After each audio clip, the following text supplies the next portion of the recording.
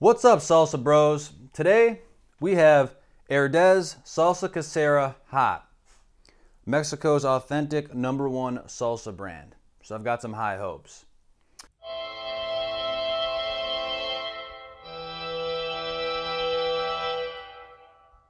Let's see, I paid about $1.99 for this, and it's a 16-ounce jar.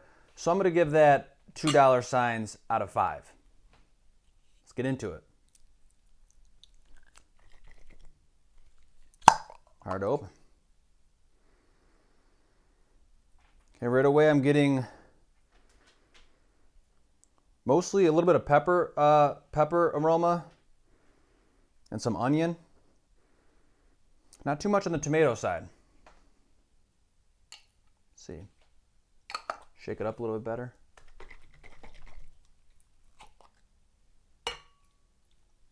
Yeah. So you have this style of salsa as well. It's a very thin salsa, very watery, with some chunks in it. Kind of soupy. As you can see, it's like all liquid pouring out with some chunks in there. So, you know, this one's a weird way to give for chunkiness because there is chunks in it, but it's very liquidy as well and thin. So I'm going to give this one a 3.5 for chunkiness.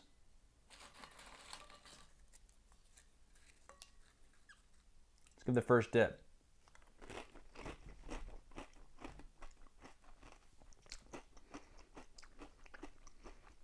Yeah, so it's a kind of liquidy, thin, watered down salsa.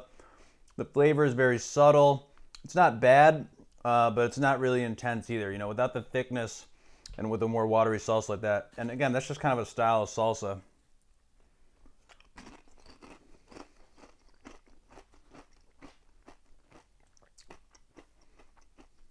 But for heat, I mean, this says hot.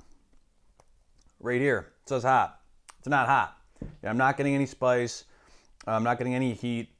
You know, when we did the Tostitos one, that said hot as well. And at least that was a little bit spicier, right? I mean, I know these are kind of mainstream salsas. You see them in a lot of grocery stores.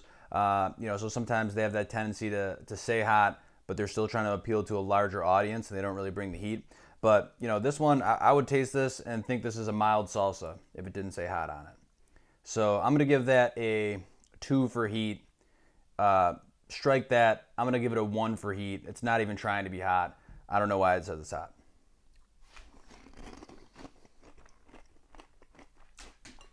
There's liquidy. So for flavor on this one, you know, it's kind of just a subtle flavor. It's not bad. It just doesn't have a lot of flavor to it. But the flavor that it does bring, you know, it's pretty balanced with the peppers and the onions and tomatoes. So it's not bad. So I'm going to go ahead and give this a 4 out of 10 for flavor. And for the overall score, I don't love it. I would eat it again.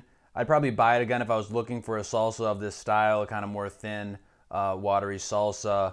But I definitely don't love it. So I'm going to go ahead and give this a 4 out of 10 Salsa Bro score. Well, thanks for watching my video. If you have a salsa that you think I should review, let me know down in the comments and I'll add it to the list. I've got a bunch already and we're just going to keep ripping them out week after week. As always, I'd like to leave you with this.